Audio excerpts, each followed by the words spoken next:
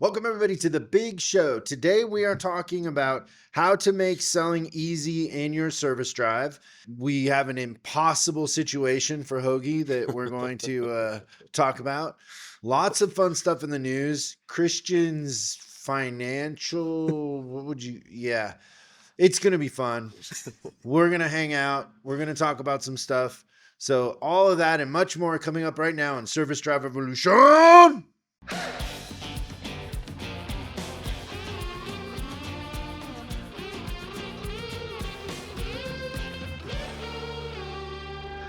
We have Hoagie here as a guest and Christian. Hello, everyone. Hoagie is, I guess, can I trust you?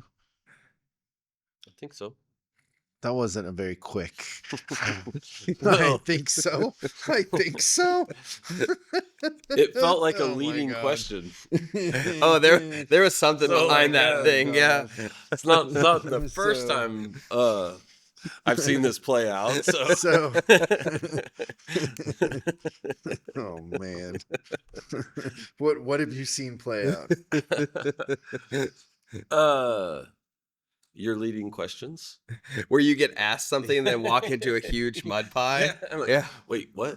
Remember when What's we an did- example of me leading you into a mud pie? Oh, not me. No, Christian. I'm pretty good. Oh,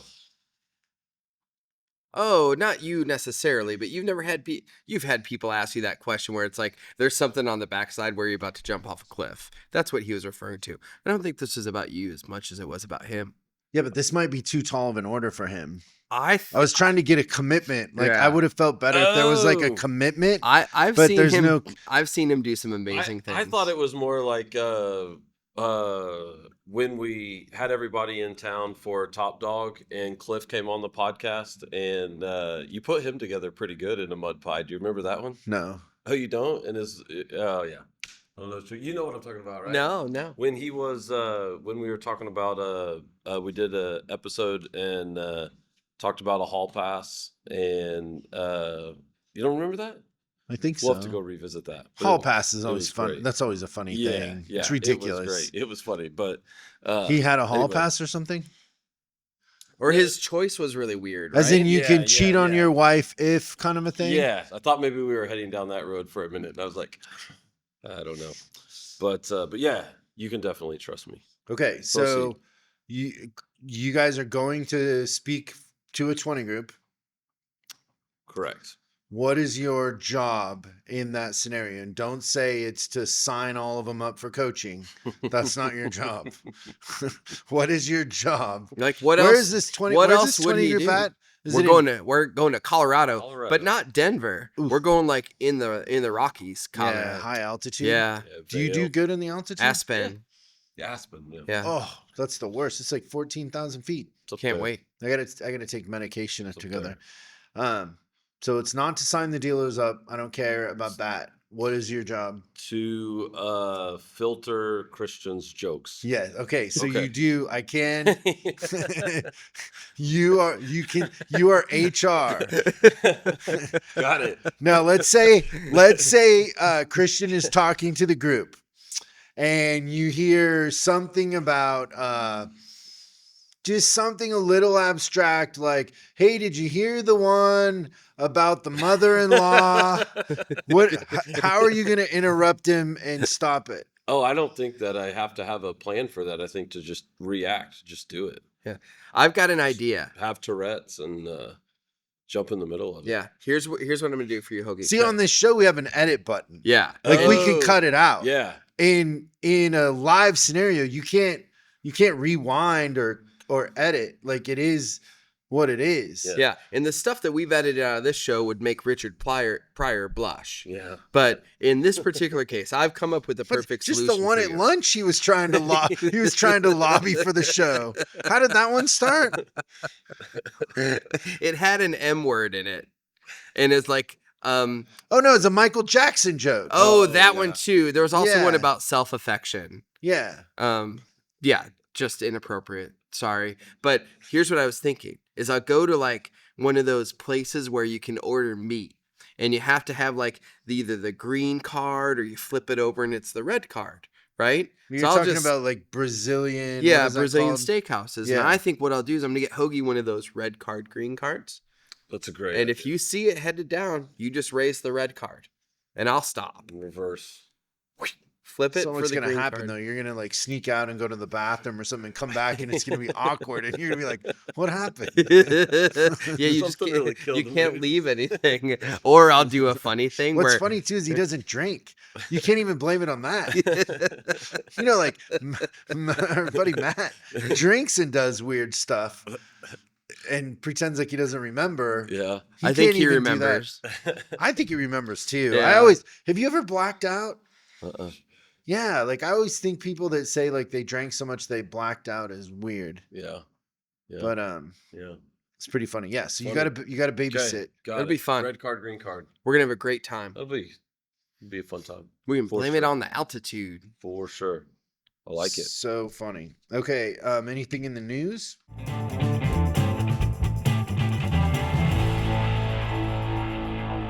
I forgot about this car company, but I thought this was kind of cool. Fisker recalls their Ocean EV just a couple of days before they filed bankruptcy. Like, imagine getting that. Like, Isn't that the second time they filed bankruptcy? oh, maybe it is. I don't know, but they're in trouble. How would you like to get? First, what you do is you see the notice, right, that they've gone bankrupt. The recall notice comes after the bankruptcy, right? So that has to not make you feel really good. It's like, why did they go bankrupt? Well, maybe their cars explode or stuff like that. But yeah, Fisker's going down. I do think that, I don't know if you remember us talking about this a couple of years ago, but there was a time where there was a bunch of electric car companies popping up. And I told you it reminded me of like the 20s, 30s, and 40s where there was just a, like, you know, my grandma had a car company and she produced 4 cars and was a car company. And then there's like 80 or 90 car companies. And then it whittled down to 10 really, really I quickly. mean, just think about it. Apple decided not to make a car. Mm-hmm. Right. Like, it's not easy. Yeah. Yeah. So I think that there's a little bit of constriction coming in the electric world as far as that stuff goes. And then this is kind of, maybe it's news, but also I think it's a thought-provoking question.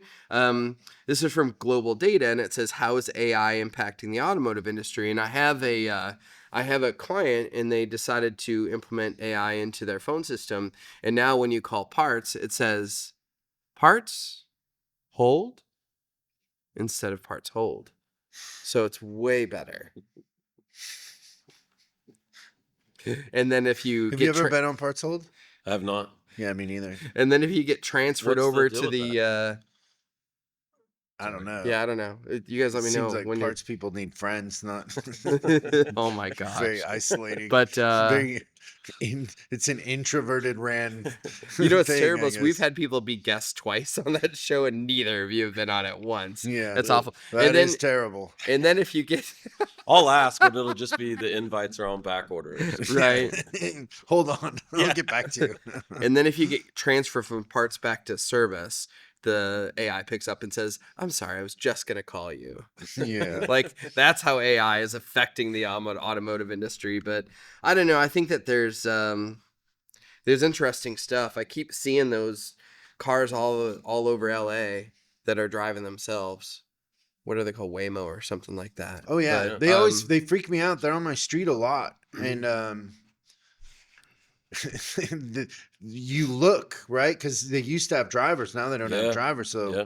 you can't see who's in the back. yeah. Like they're Yeah. tinted, but Mhm. they're freaky. Also, those little things that deliver food on the sidewalk. My dogs hate Yeah. those things. Yeah. The They little wanna fight 'em. boxes. Yeah. Yeah. The one thing, and I think somebody brought this up, is that I do wonder if there's a spot for AI in helping with some of those crazy diagnoses Yeah. for technicians. Like, what if AI was a technician tool? hmm I do think there might be a really good opportunity. Yeah, I think most techs would agree that the some of the most helpful things is like a networking of other techs. that Yeah. start to figure it out pretty. That's what I was quick, gonna and say. they- Is it's the can take worst that idea data. ever if the manufacturers do it. But if the technicians It's that based were on on the feedback, front lines were 100%. doing it, but you'd have to get them to put their thoughts into a database. which they could just verbally answer questions and it would transcribe it. Yeah. They Yeah. don't have to type it. Yeah. There's Well, a way. I think they're curating some of that now because, like, a lot of the assisted diag now, you have like smart glasses you wear so they can see what the tech is doing and gather data, you know, and they can see all types of stuff. If he's scoping something or ohming something out or whatever, a lot of times even through that thing, they can see his readings and he can verbally give, you know, an explanation of what's going on or what he's finding. So all that's data that something like AI can, you know, Yeah, so I just feel like that bounce. could be a super helpful tool for Yeah. a tech. Yeah, So that's a great point. I keep hearing about, you know, businesses hurting and struggling for customers, like uh trainers.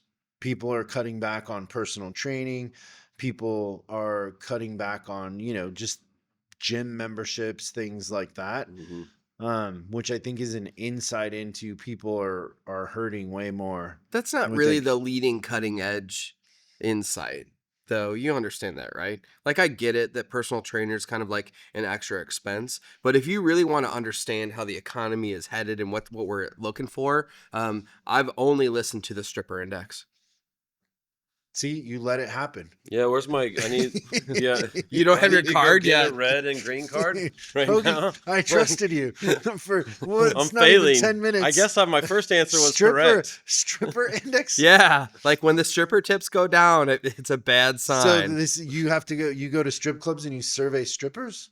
I mean, it's casual conversation. I like to think of myself as their friend. I'm not trying to save them. Save them. How would you save them? Isn't that what the thing is? I think that's what guys that go to strip clubs are trying to do, is save them. I don't think that's what guys are trying to do in a strip Never heard club. that take. They're not trying to save anything. Oh no, I think that we should have a stripper on the show, but I think See, that again. This is red. Oh my Why god. does it- But I mean, we've already let the wheels fall off the bus, so I think we should just keep it. But I think don't that care there's if we get one more client out of this 20-year-old. I You just don't want a phone call. Yeah. but I believe that like your hardcore strip club attendees, like the ones that are not, they're not casual visitors, the ones that are going there every day, they're trying to save somebody. There's people that go to strip clubs every day. I'm sure. And so you're saying that the strip index, what did you call it? The stripper index. Stripper index. Yeah. Who calculates this, or how does this work? Well, I believe that they have a Facebook page and they report their reduction or increase in their tips. You're making this up. That part I totally made up. Well, I'm just saying, like, what you read or whatever, and then what you see. Like, for example, we read that unemployment is low, but when we post a job, there's hundreds of people applying now all of a sudden, when it used to be 20 before. Or Yeah, whatever. it's being right now. It's hard to keep up with. As a matter of fact, And so if people are cutting back on certain things, and I guess if you were cutting back on table dances, that would be an insight Yeah. into something. I don't know how you track that. level Do you that's think at. that strippers are like techs in the sense that they're like the sky's always falling, like nobody's buying dances anymore. The DJs play too long of a song or Yeah. whatever it is. Everybody else is It's all warranty. The pole is scratchy. I don't know. Yeah, it's funny. I've started to do this thing when I have people come in for the in-person interview now. I'll say to them, I'm like, hey, I want you to dress for the job that you want, not the job that you're interviewing for. And it's been going really well for me up until yesterday. You know what happened? What? Somebody came in dressed as Batman. You're not going to do anything, Hoogie? You just gonna let this happen? I need my card. Yeah. At this point, he just a whack. All right. This is when the 20 group's going to step in like, okay, time for golf. Like, they're all going to go golf. I think we're going to a cocktail hour. I You don't drink. I'm not worried about that. That's funny. Okay. How to make selling easy in your service drive.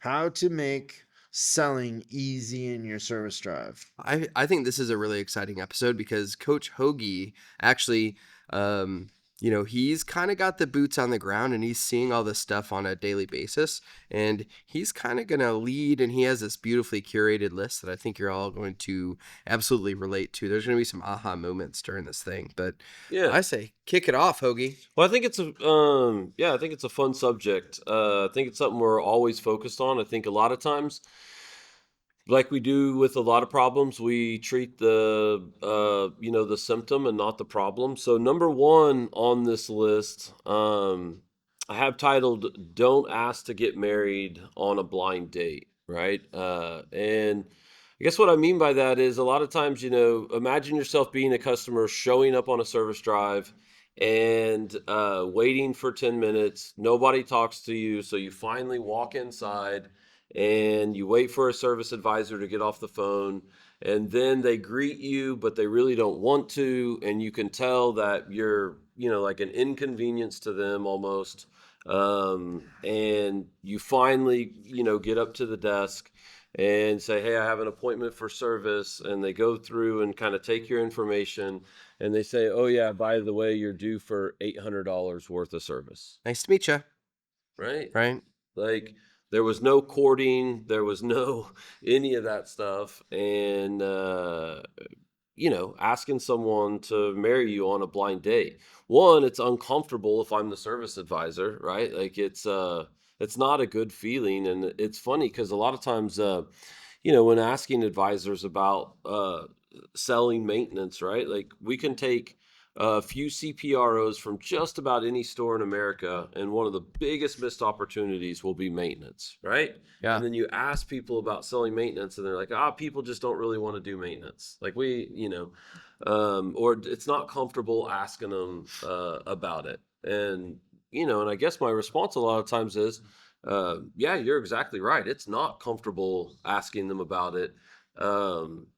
Just like it wouldn't be comfortable asking someone to marry you on a blind date. Like, there was no courting, there was no any of that stuff. But it completely changes the dynamic if they're greeted right away. And we have a system where they can be greeted right away on the drive. And we get out there and we make friends and we connect with people. We learn a little something about them. Doing a good walk around, establishing ourselves as the guide, and just being a good host. I was saying, just be different, right? Yeah, it is. It's a completely different experience. And then when we get to the desk, it's perfectly comfortable to tell you what your car needs. Yeah. And it's a completely different dynamic. And so I think really that's number one. That's one of the most often missed things, I think, is, just wanting to take care of people and have an interest in them and connecting with them, right? Yeah. If the person that you're meeting up with is blind, is it just a date? I think too is it makes it less about price, right? Yeah. Because what happens is if it's just that, then it's people start to think, "Oh, what's the price?" instead of what they need or the value. Yeah. Yeah. Yeah. And like, you can unpack it a little bit more and you start thinking about the psychology of some of it. Like, when people come to the dealership, there's like that little voice in their head that's like, "Oh, this person's going to try to sell me something I don't need." Or like, it's just kind of in the American public psyche that when I go to the mechanic, that's kind of the thing. When I go to the dealership, that's kind of the thing. And so if that little voice is in their head already, and they experience all the stuff we talked about before, that voice just gets louder in their head. And then if you humanize yourself and connect with them, you can silence that voice relatively quickly. And like you said, then you're not competing on price and all those other things. It's great. Yeah, it's good. All right, number two, appointments necessary. I think it's always kind of interesting how many service drives we come across that just have a completely open service drive. Meaning they might have appointments. A lot of them don't even have appointments. But if they have appointments, they're not set up per advisor. And it's kind of crazy how many people just throw the doors open and see what happens. Yeah, and the appointment is at best a light suggestion. Right. Right. Right. Yeah. That is caution to the wind at its best. Yeah. Yeah, so that always kind of if we know that greeting the customer right away and needing to make a connection with them and have a good first impression for the service visit, like I think we all agree. I haven't had anybody challenge me on no, that's not important. I think Right. everybody somewhat agrees. I think they'll challenge you on being able to execute on it, but I think everybody agrees that needs to happen. And if that needs to happen, it amazes me how much we leave it to chance for it to not happen. You know what else is hilarious is in those stores where literally it doesn't matter. Like you can have an appointment, not have an appointment. They still ask the customer if they have an Yeah, do you have an appointment. Like, does it matter, bro? Like that guy just landed from the moon. Yeah. And it's so interesting how sometimes, when we're thinking about that selling type position where you're getting the customer to separate from money, like how uncomfortable some people make them feel and then ask for it. Like not only Yeah. do we not connect with them, we go the other direction and try to make them feel really uncomfortable. It's Yeah. nuts to me. Yeah. Yeah, I think just on that same thing. Like I remember listening to this training deal years ago. This lady did training for Marriott Premium Hotels, so like JW and Ritz and stuff Mhm. like that. And she said hospitality is all about control. She said we leave nothing to chance. That's great. And so, there's all these different ways of scheduling service, or hey, our customers just like to be walk-ins. You kind of hear it all. And while you can't control all of it, you're certainly going to have a certain amount of walk-ins and stuff like that. But whatever you can control, and that was her whole point, is we curate it as much as we possibly can. There's enough things that you can't control, but working with your BDC people to set appointments by advisor at certain intervals, give your advisors a fighting chance, like an open drive or appointments, where there's one advisor has 6 people showing up at one time or whatever, like all these different things. So number 2, I think, is a really important one on appointments are necessary. Number 3, pregame. Um, so what we call pregame is if I'm scheduling appointments by advisor, uh, me as the advisor have the opportunity to take my pre-work orders or take my service appointments for that day, check the history, review what's been done, check for any declined services from before, any of that stuff. And it's a completely different dynamic, I think, for the customer, just the experience and all of it, and them viewing you as a credible authority, as a credible professional. When I can say, hey, Mr. Collins, appreciate you coming in today. I've taken the liberty of reviewing your service file in preparation for your service visit today, and here's a couple of things you're due for. Like, it's just a whole different dynamic. And the connection piece we talked about, if you've done the connection piece and now we're at the desk and this is your presentation and you're prepared for me, it just uh, you know, elevates you, um, in the customer's mind, right? Just as a credible authority, as a credible professional. And I think, can absolutely be a key to selling more. Doesn't take long either. It's just like 20 minutes Yeah. the night before. Yeah, to get all 10 or 12 of your appointments You done, also right? learn so much about the customer in the sense of what if they decline something and now they're coming in for the outcome of the thing they declined or whatever. Yeah. Like just knowing their habits, what they've done before, what they haven't, what issues they've had, just gives you so much insight into their experience. Right. So you can serve them better because you kind of know, like, hey, they've had this recurring issue. Mhm. They complain about rattles or whatever it is. It gives you insight into how they maintain it, how Yeah. often they come in. Yeah. A lot of times, like, we assume, oh, customers come in once a year for this brand, and then this customer's been in 3 times in a year because they have had different warranty issues or that sort of thing. You would approach them with a little different, you know, empathy than just somebody who's coming in for an oil change. Yeah, one of my best advisors that ever worked for me, his name was Doug, and his pre-write ritual was pretty crazy. But he'd have his pre-write, then he had like just a stack of copies of our maintenance schedule, which it really ticked him off when I changed the maintenance schedule pricing because he'd have to throw away his big pile of maintenance schedules. But he essentially had the pre-write, and then he staples the maintenance menu to the back.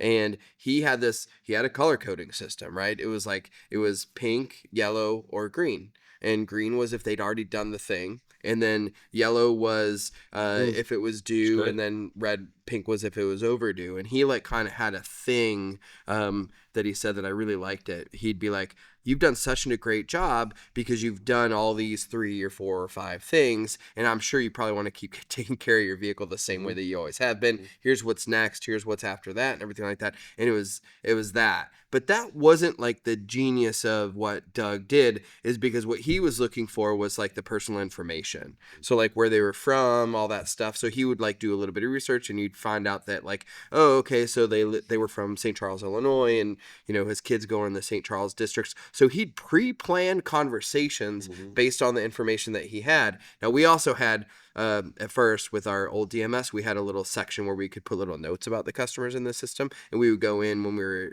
as an advisor, and we'd put down like has 2 kids, 4 dogs, one dog's named Buddy or whatever it is, and then he's hitting all that stuff when they come in, on top of he's looking at their last 5 visits.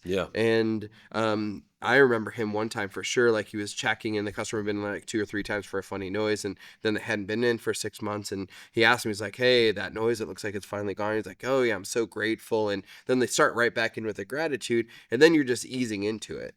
But I thought that his ritual of the pre-write it's the best I've seen. But I always think about that, like that pregame I think about Doug. Yeah. I remember when I first started going around and fixing service departments, there was this guy, and he would hire me to come in and do advisor training, but his department, like it was this big Ford store in Washington, and he would kill it. Like they were a huge operation. But his numbers were nuts, his hours per hour, all that. He did this thing that everybody would think was inconceivable to be able to execute, but he did it, and it wasn't negotiable like the way he ran it. But remember back when the DMS just gave you an op code, that was it. Like there was nothing there. He had all the files. Like he literally had 2 people filing constantly. And at the end of the day, they had to pull all the advisors' appointments for the next day's files. And all the advisors had this accordion thing on their desk with all of the files. Oh, that's great. And I just remember making the connection of the night before, all the advisors would be going through those files and through the ROs. And, some of those files were huge because customers had been coming there a while. And you're talking about a farm community. People drove their trucks hard, a lot of information. But that was non-negotiable for him, like that you had to go through the ROs and that you had the file right there readily available. And the fact that all the files were up to date, it was something that was a priority, Right. And we have so much more access now to that information. You don't have to pull a file of you ROs. have to hit the H button. Yeah. It's crazy. But it definitely was his secret sauce for that, was pre-pulling all of the files. And well, it's got like the seriousness of a doctor's office at that point, right? That's how it felt. Like you were really, you were really focused on the customer's experience in the past as much as in the present. Like it was a global type approach. It wasn't just right now in the moment, what do we do? Because that, in a sense, isn't all the information. You're dealing with a very small piece of what's available. That's great. That's and funny. I tried to implement that in other places, and it was really hard because most of the time back then the file room was like a month behind. It's a disaster. Like if you were like where I wrote service, if you were looking for a file from the last 90 days, good luck. It's like, oh, it's In the stack. and then there would be one girl that would come in part-time and file, and she'd be like chewing gum and like reading a newspaper. And her attention all to in the detail wrong- was not Oh. strong. Yeah. And she'd put them in the wrong ones. You ever have that happen? Oh, yes, Yeah, I was getting where ready it's to in bring the that VIN up. behind Yeah. it. Oh Yeah. yeah, that's so or like the last frustrating. 2 digits are transposed or See, something. this didn't happen to him because it was he had 2 people constantly doing it. Yeah. They were Yeah. full time. That was their job. And it was, it was a big deal. It's great. Yeah, but you don't have to worry about someone saying your expenses are too high when your results are better Oh, than yeah. anyone could ever imagine. His numbers were crazy. It all makes sense. Yeah. And it That's- wasn't just that's the other thing too, is this is back when Ford had tire shops.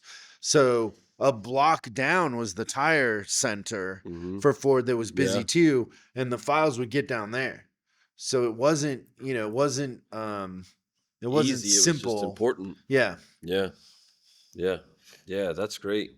Yeah, so I think a lot of these tie in together and kind of build on each other a little bit, right? Because if I have appointments scheduled by advisor, it allows me to do pregame, right? And just so a lot of being able to execute on providing a good experience, doing consistent walkarounds, having that great process, making the customer feel welcome, all these different things we've talked about that kind of build on each other, and allow this. So like a good check-in experience, there are a lot of variables. It's not bulletproof. It's not 100% of the time. But if you want to provide good hospitality, as she said, it's all about control. It's about curating it. I love that. It's about not leaving anything to chance. And she went on to tell all these different stories, and some of them were old stories I'd heard before, like the Ritz will pay car services to call ahead and give the names of the individual that's coming to the hotel and stuff like that. So then the hotel knows who to expect. And they have all those tricks up their sleeve where the valet is calling somebody by name as they get out of the cab. That's or magical. whatever, like all just things like that. But we can curate way more of that. And pregame is an example of that too. If we know they're coming in and know what time they're coming in and all of all of those things. It's definitely a great example of offense versus defense. Yeah. Where most service drives are trying to play defense, like ready for the attack, 100%. whereas it could easily be the other way. Yeah, and I feel like forever we've told advisors, hey, you need to be more proactive. You need to be more proactive without giving them the tools to do that. Like you can almost see fair. it in an advisor's eyes sometimes over the years where I've heard them preaching that to advisors, and the advisor's like, hey, why don't you come down here tomorrow and write 20 and let's see how proactive you are. Yeah. Because like you get 8 appointments at the same time on the drive, and let's see how many walk arounds so there's that thing. And so from a leadership standpoint, I think it's on us. Like we want those things out of our advisors. We want them to be proactive. There's a good amount of that's on us to create systems and the to opportunity intentionally for that to- design. yeah, Design an yeah, outcome. yeah, better said that way for sure. I agree. That's a part of the leadership training is design language. Yeah, You can tell if That- things are intentional or yes. not, yeah, because you're designing an outcome versus leaving it to chance. yeah, 100%. I love that. And everything matters, like the sound, the smell, the feel, the look, Yeah, I feel The like this library uniforms is a good people wear. example of that. There's so much attention to detail, but it was designed. but it didn't an take a outcome. minute. No, Think of all the but individual people decisions. do come in here and they're like, they do that suspension of belief thing. Oh, yeah, Yes, for super sure. cool. Narnia. Absolutely. It's great. It's good stuff. Number 4, never practice during a live game. I think do you feel most people think training's important? I think they say it and don't believe it. Say it and don't believe it. What about you? And I think there's a bunch of answers to that. I think people would acknowledge that training is important, but it isn't as important as surviving in the moment. Yeah. And then Yeah. also I think you have people that have invested their time in training that is a waste of time. So it also like they're like, well, there's no guarantee that this training is good. Yeah. So would I rather survive in the moment or take this chance, right? Like Right. like when we talk to companies and they say, oh, well, this guy's advisor training's 45 hours. And it's like, okay, are we trying to train them or are we trying to keep them in front of a screen? Like, is it Yeah. quantity or quality? Right. And I think a lot of training in our industry is pretty lame. Yeah. And so people are like, well, like I've been doing this a while. What are you really going to teach me? You Mhm. know? Yeah. So I think that answer is complicated. Yeah, yeah, I agree. So I think that is something that is just fair to talk about, when we bring this up, because it is important to train, but how you do it and why you're doing it and all of those things. I think it's important to train to make sure with the corrections we're making and things we're implementing, treat the problem, not the symptom. Right. So, like, if we know we want to connect with customers, you'll never go wrong on taking time to do walk around training with your advisors and make them role play with the other Mm-hmm. advisors. You'll never go wrong in, seeing what those things. And I think one thing why people dodge it a lot is it's uncomfortable and they go from things that are uncomfortable. But it's always interesting to watch them like do it with their peers and how uncomfortable that is. And, but how much better they are when they do it with a customer. Like, and you can ask them that even when you're doing walk around training or different types of training. Like, hey, is it more uncomfortable to do it with your peers or with customers? And they're like, oh, it's way Should be more with the uncomfortable. peers. Yeah, with my peers. Yeah. So, but yeah, that discomfort, is a sign of growth, right? Like, it's us getting better, it's us getting stronger. But the more of that you do, and taking time to do that with your staff, and role play those different situations, it's just it's gold, and you get so much feedback as to where everyone is. And I think that's always surprising to a lot of managers when we're going in and launching a store and doing some of that service advisor training and watching those role plays. There's always people that are way better than they thought.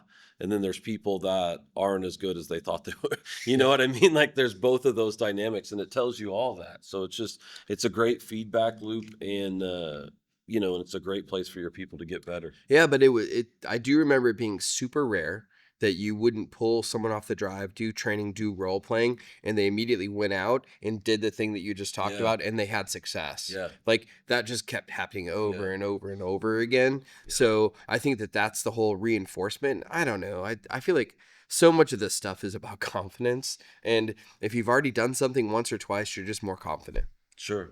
And Sure. and we don't practice enough. Yeah. We're spending way too much time just using the customer as the guinea Winging pig. it. Yep. Yep. Just winging it. So, yeah. So I think it's an important thing, taking time and kind of setting it aside to do some of that. Um, so the last one that I wanted to bring up, number 5. So number 5 is comes from our 17 laws of leadership, and it is to have an internal locus of control, and to teach that to your advisors. So I think it's important, to there are a lot of things that aren't in our control as service advisors. I think it's fair to say, right? And to focus on the things that you can control is very important. You can control that you communicate well with your customers. You can control that. If you're washing cars, you can control that you walk out and QC the car and see Mhm. what it looks like.